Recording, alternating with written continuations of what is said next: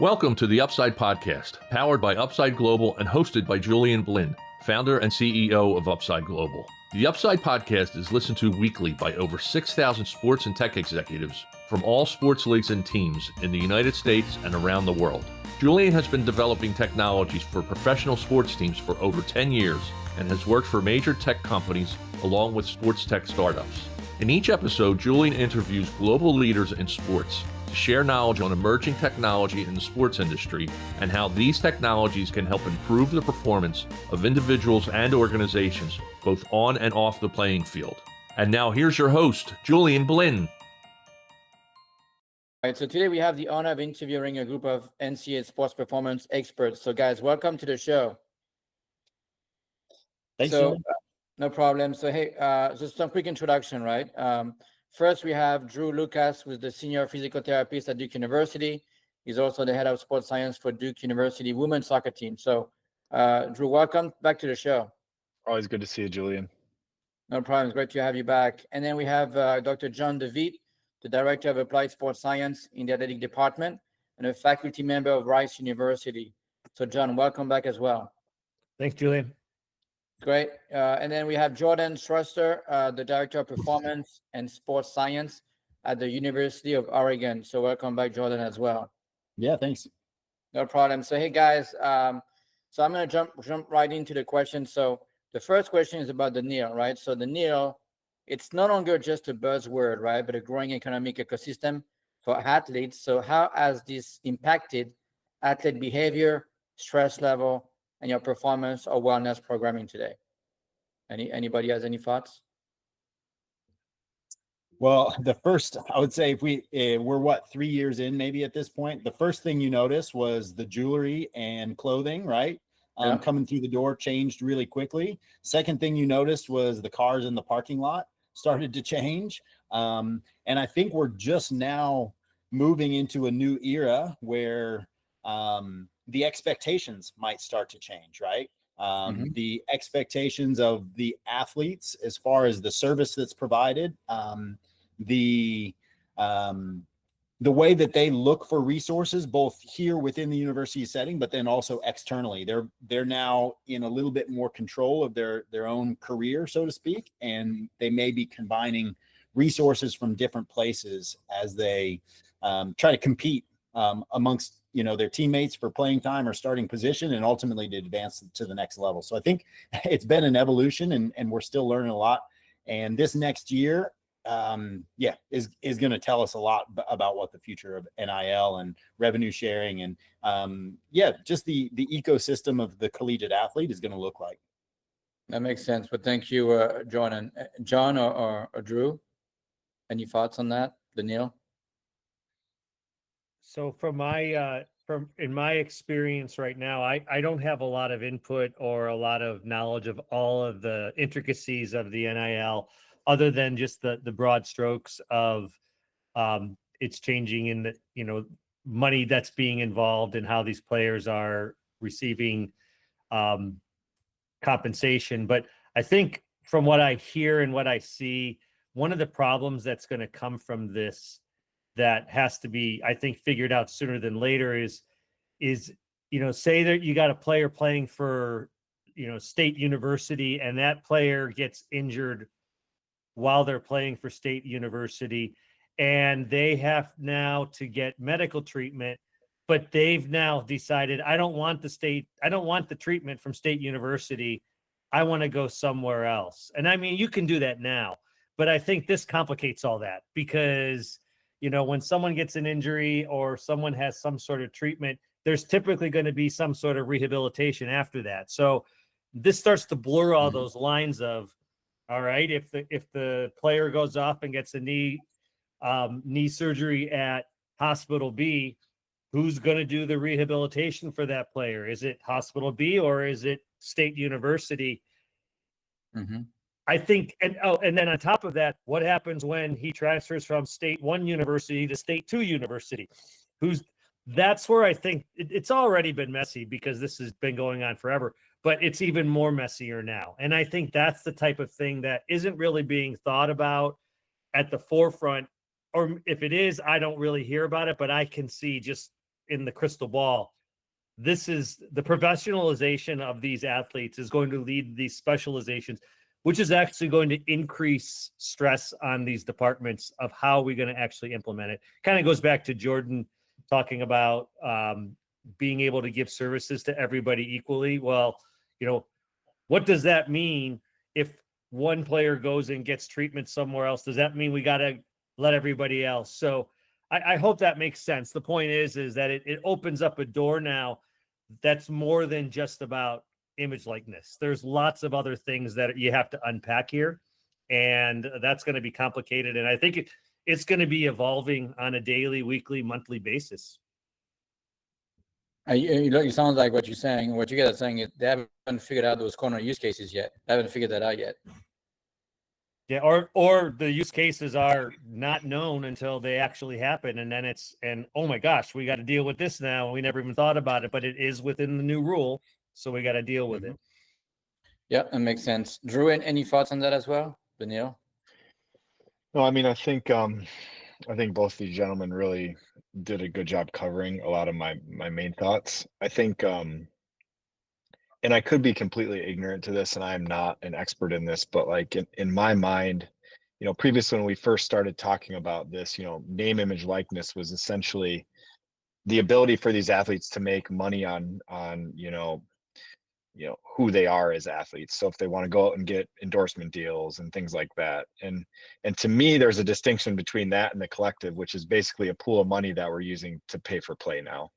And so to me, they're kind of all blended in the same thing, but I think they're very different conversations, because when we talk about the collective, especially here at Duke, revenue sports get a vast majority from that, and in some ways they should. They bring in the most, but to me, in my position as a PT within the Olympic sports, which are non-revenue mostly, there's just a lot of really, really interesting conversations among the athletes that aren't seeing as much of that money, and that maybe are a little disappointed in that, and maybe a little frustrated. And so I'm having conversations about money and name, image, likeness with things that I never would have thought I'd be discussing in a collegiate athlete setting, doing rehab, that I now am trying to figure out how to best have those conversations, how to best navigate those conversations in a way that help the athletes feel heard and understood, but at the same time, not having answers myself. And so I think it throws us all as medical and sports performance practitioners into conversations and into an area that we never maybe really ever dreamed that we would be getting into.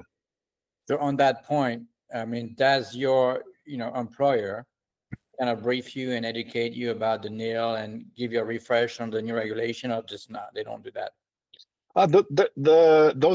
Those do exist, yes. But generally speaking, it's more for the coaching staff and support staff and people that are having those conversations. As a medical provider, I try to stay out of that, and maybe I shouldn't. Maybe I need to become more educated on what kind of conversations are being had and how to best navigate it. Okay. And Jordan and John, do you guys also get briefed on what's going on, or you just do your own research and that's it? Yeah, well, our administration has done a great job of detailing the process through the House settlement in general over the last year. I mean, we'll have frequent updates on the process, what we know, how we're interpreting that, what that means, and mainly because there's just a lot of uncertainty around what those costs are going to mean for the athletic department as a whole. And people can very quickly spiral around, hey, their own personal job security, for example, as like the costs balloon within collegiate athletics. Now, the idea is, hey, we're going to fundraise, and whatever was going to the collective will now be a part of that rev share number. But we also have, the settlement amount that needs to be paid out over the next 10 years and stuff like that. And so everybody's a little uncertain. And I would say, while we're brought in the loop on that, just to be informed, most of it is still being figured out as we go. When it comes to our actual interactions with the athletes, we're still figuring it out on the fly. Makes sense. Now, hey, next question I want to ask you guys, not NIL related, but there's been some recent NCAA injury surveillance studies that show continued high rates of overuse and non-contact injuries. So have you guys implemented any new strategies around load monitoring or recovery to address this, or just to take out like the increase, right? Have you guys done anything differently or not? You know, from at least from what we do here, I haven't been doing much differently. I don't know if people have been doing much differently. There's a piece of me that still wants to say, I'm not sure we do the basics really great. And so until we do the basics right, maybe we shouldn't be moving on to something else. And so my hope here and what I try to do and preach is, you know, I actually just talked to I talked to different coaching staffs about this, but you know, we can monitor all we want with our athletes, and we can prescribe loads, and we can, you know, track their sleep. But if they're not doing things like eating and, you know, recovery and taking care of themselves, what I would say the basic things, then even that doesn't matter. So from my perspective, at least here at Duke, I think I want to see us still do the little stuff better, and the kind of baseline, like bread and butter, do that really, really well before we navigate and move on. I guess that's and moving around your question kind of, but that's kind of my perspective. That's a good point, right? If the athlete is not doing what they're supposed to do, the basics, right? Eating well, sleeping well, then, you know, when they should be doing that, right? So, John or Jordan, any thoughts? So on I'll that? echo Drew. Everything that you do, if you're not doing the basics right, it doesn't matter what else, because the basics are always the foundation. So, you know, I think from my perspective, I don't know why these injury rates are going up, other than the players are faster and more athletic and causing that's where the problem is. But having said that, I think what's different now today is my 2-year anniversary at Rice. So I've had 2 years now to implement a program that did not exist before I was there. And I think what's changed a lot because of the injury side is awareness of the information that we have load monitoring. And it used to be, when I first came in, load monitoring was whoever was in charge of that. It usually was a strength and conditioning coach, and they did the load monitoring, and that was it. But now, after a couple years, and it's taking education, the coaches are asking the questions, and the nutritionists are asking the questions about the load and how that might be related to what their area of expertise is. So I think that's where some of the difference is coming in. It's not collecting new data, but it's making more people aware of the data and educating them to see the relevance of this data in terms of more than just, was this a hard practice, or am I getting it in my periodization scheme, but also an understanding of the risk side. So that's where I think the big part is. I don't think there's any new technology in the last 2 years that's come out that's changed anything. I think what's changed is the way we use the information more cross-sectionally across multi departments within our athletic department. Makes sense. Yeah, I would echo what John was saying. It's not new strategies or new technologies that are going to give us better results. It's using the technologies that we have, using the information that we have. And so if there was a strategy, the term that we use is an integrated high performance team, right? Can we get all the team members who support those athletes to have a shared vision to start with of what comprehensive athlete preparation and support should look like? And then can we execute that well, which means, hey, the coach, your practice plan needs to be dialed in, and there's some things we can do to help, plan how that progression should go. And from an athlete preparation, strength and conditioning standpoint, are we fit and conditioned and prepared for the demands of practice when we get to that point in time? Is nutrition and recovery integrated into the time management plan? Just the athlete's schedule, they're 20 hours a week. Did we save time for some of those pieces? What time are we waking them up in the morning to get them out for meetings, right? If we have 7 a.m. meetings, which means they need to be at breakfast by 6 a.m. and things like that, maybe we're not giving them a chance to be successful in the first place. And so if we had an overarching strategy it's a commitment from everyone associated, from head coach all the way down to equipment manager, to be on the same page around what we're trying to accomplish, and can we have a comprehensive and integrated strategy in order to do that. It doesn't take any technology really. It just takes coordination and teamwork. It's a process, right? But it sounds like you're not quite there yet to get No, everybody. no. Well, it's you'll never be all the way there, right? You can always just keep trying to get closer and closer. Yep, that makes sense. So, hey, next question I want to ask you is, how are you guys navigating the challenges of standardizing care across sports when your athletes now have private trainers, nutritionists, like the pros, right? Almost through their NIL deals, right? Because they're getting a lot more money, more resources. They can get private trainers, nutritionists, and so on. So, what are the types of challenges that you guys have to go through right now because of it?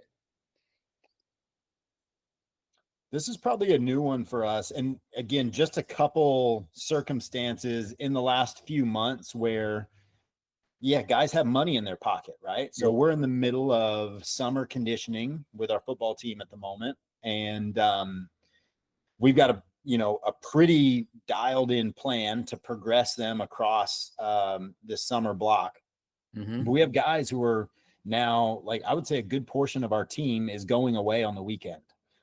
So they'll fly to Southern California, the Bay Area, or they'll go somewhere. Now that may just be to vacation, to hang out, to meet, see friends, but some of them are going down there and they'll get a session with a skills trainer, right? So it's like, oh yeah, I'm going to get a workout in. It's usually sports specific, but like, yeah, I'm going to get a workout in with a trainer while I'm down in LA for the weekend, which is just a piece of the puzzle that, hey, maybe we don't know is going on. We didn't account for as a part of the plan.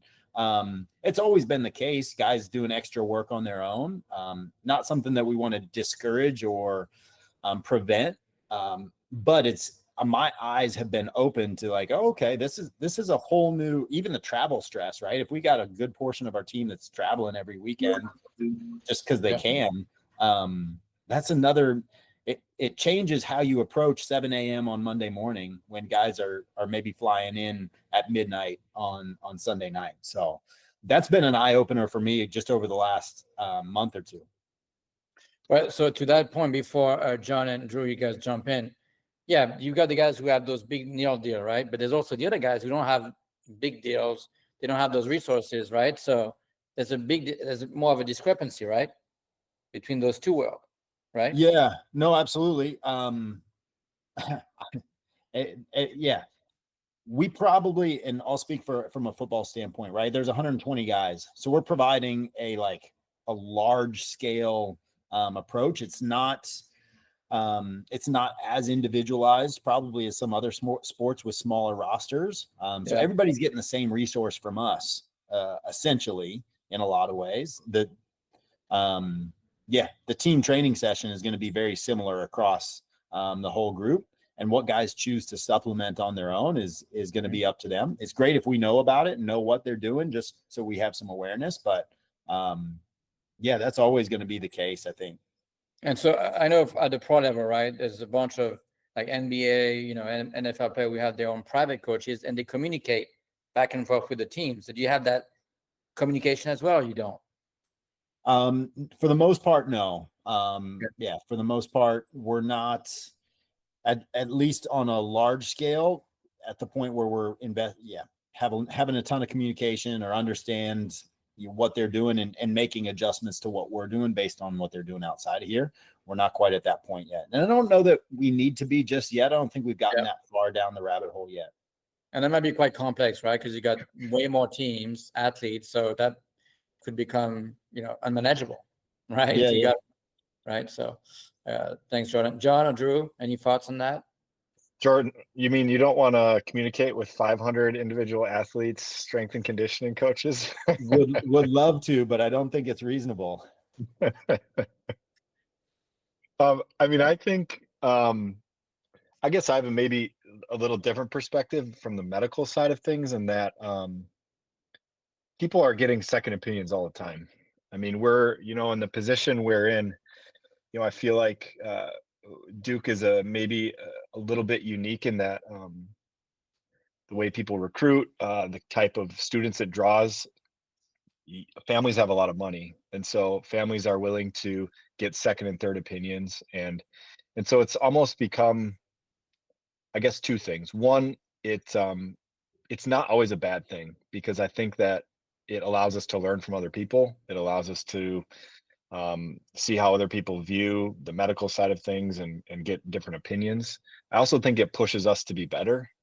There's a piece of me that, would like to think if I can continue to provide exceptional care to these athletes, that it and gain their trust and um, show them the value that they have of the staff here, that they're going to maybe be less prone to want to wander and find second opinions from a medical side of things.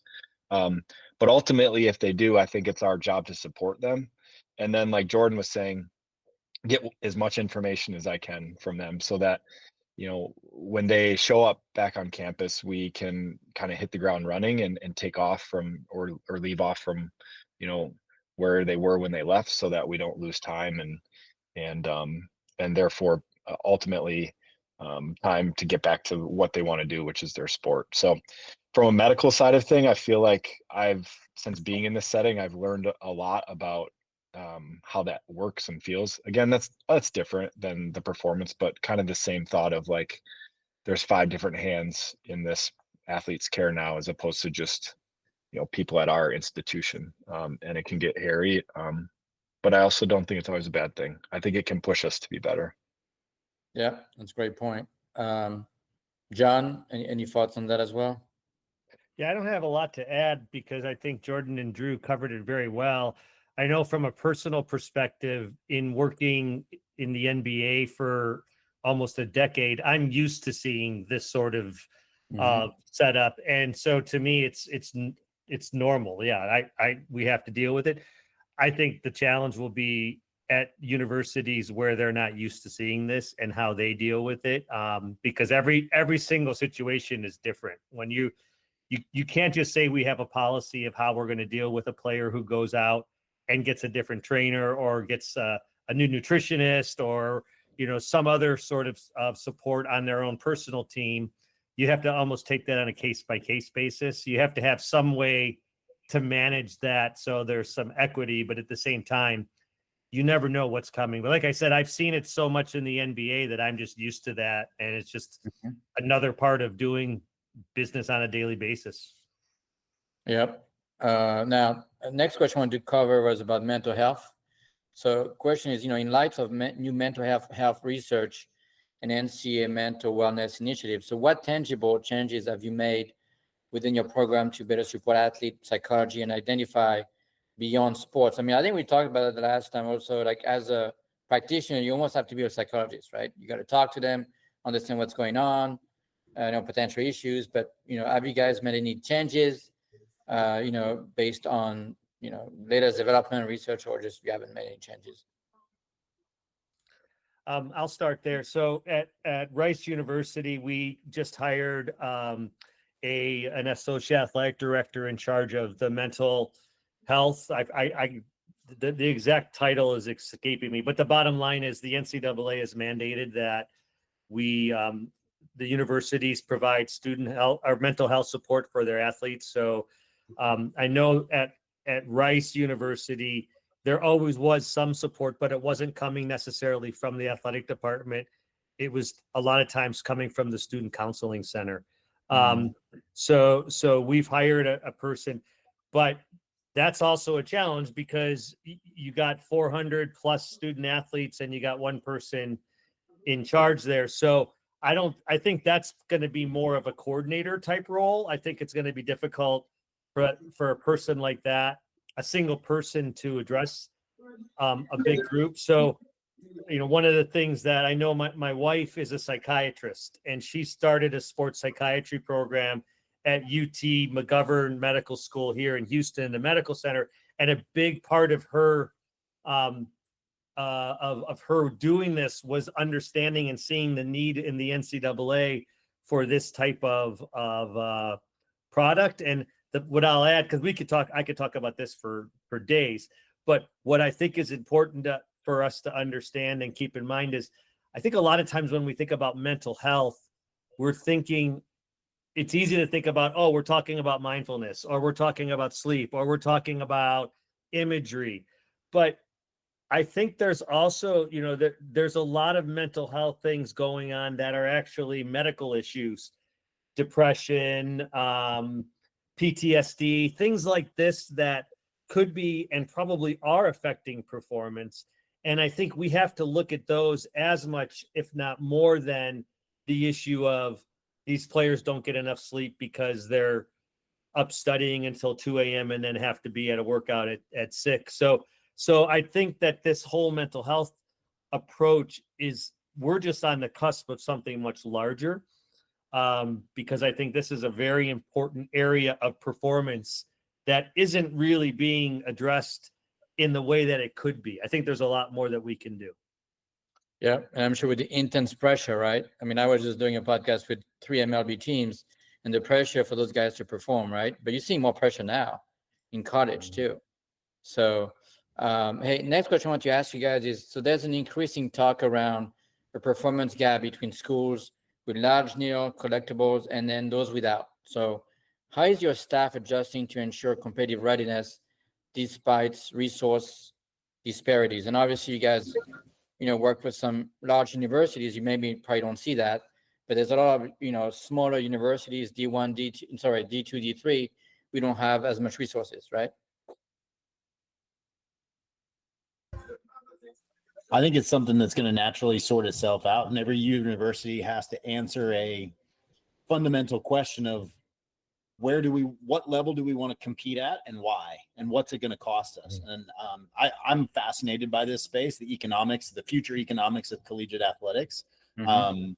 Obviously, revenue generating sports, football, basketball, are going to continue to become smaller and smaller. Well, potentially a smaller and smaller tier of teams who can invest at the highest level, and they're going to exponentially be able to recruit the best talent, and ultimately the talent that they're able to recruit is going to what will create that gap.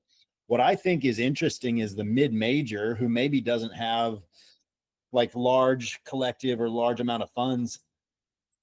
I think it's a strategic question. It's like, do we still try to compete at basketball, or do we throw our money into women's soccer or women's softball, women's volleyball, some of these sports that are starting to get more and more traction, more of a following, that maybe, because from our perspective here at a Power 4 university, we're investing in football, men's and women's basketball primarily, which means our women's soccer program probably doesn't have a resource gap against the competition. And if a mid-major wants to say, hey, women's soccer is our thing and we're going to invest in that, they may be able to create a really good spot for themselves. So I think it's interesting how administrations address that question, because you can't compete at everything, even us, right? Any money you spend on sports other than football, basketball, because there's a cap, so to speak, is money that you can't spend on your revenue generating sports. So we have to shortchange some of our other sports in order to maximize our investment in our bigger sports, which it's just a strategic choice that you have to make. So it'll be interesting to see how that plays out. But like you said, there's some emerging sports, right? Softball and other ones that are getting traction, right? So you might kind of reconsider your strategy a little bit. Yeah, absolutely. Yeah. Thanks, Jordan. And John or Drew, any thoughts on that particular topic? No, other than I've never thought of that, Jordan, and that is actually really fascinating. Yeah, that could be really fun to watch in the next handful of years to see what happens with that. Yeah. Yeah. There's a funny, sorry to interrupt. There's a funny story. I just heard a little bit about it the other day it might be somewhere in Oklahoma that's investing in their ultimate Frisbee team. And that's they're making that their thing. It's a small university who's going after ultimate Frisbee. So again, anything's possible. It's just, there's options to choose as a university what you want your thing to be. But they're probably looking at their bottom line, right? Where do they get the most revenue? But like you said, potentially down the road, they could make you could get a bigger See, return on other sports too. revenue is interesting, right? It's the brand. It's building your brand so that you can attract students. They always say athletics is the front porch of the university, right? If people see your university, they see the environment that's created through athletics, it draws applicants. And I think higher education, like they're facing a marketing crisis, application numbers dropping, all sorts of things right now as well. So like we need to get students through the door. One of the ways we do that is by creating an enticing environment, atmosphere for people to come through. One of the best ways to spread that brand is through athletics. Which sport then becomes maybe part of the question. That's a good point. Yeah. John, any thoughts on that as well? No, the only thing I was going to add is, from my personal perspective, is I treated the athlete who is the NFL, the guy playing in the NFL who is a wide receiver for a pro team, and the guy who's the last number on the tennis team. I treat them all the same. So this doesn't change me at all from the service that I provide or the service from the sports science. And I'm sure it probably goes the same way. When we're talking about the money part, we're talking about, the athletic department, where are they going to push their resources? Where are they going to push their advertising? But from my perspective, the NIL doesn't do anything to me. A student athlete is a student athlete, and I'm treating them all the same way, because my job is to help them become a better person. It's a great point. Yeah. Hey, last question for you guys. Obviously, you guys have adopted lots of technologies, right, over the years. My question, I don't always ask that question. I'm very curious. From the moment that you bring a technology in-house, how long does it take for that technology to be part of that routine, the workflow, right? Are you talking about a matter of a few weeks, maybe a month? Does it get adopted right away? I mean, what is typically the trend and the, I guess, the timeline to get something quickly adopted? Yeah, I mean, I think for us here, it depends on what the technology is. And I mean, I'm not really in charge of, bringing large scale technology on board. So the other two fellows can probably speak more succinctly to it. But, there's been some technology that didn't require much, like security screening and a lot of legal contracts. Like I think about our hydration testing.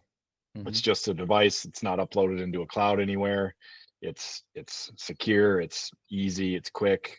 And that was quick, it's like a month. But then there's other stuff. If we're going to not just do it for a team, but roll it out university wide, it has to go through compliance and the university lawyers and security and IT. And so it takes a significant amount of time more, at least for us, when that is the case.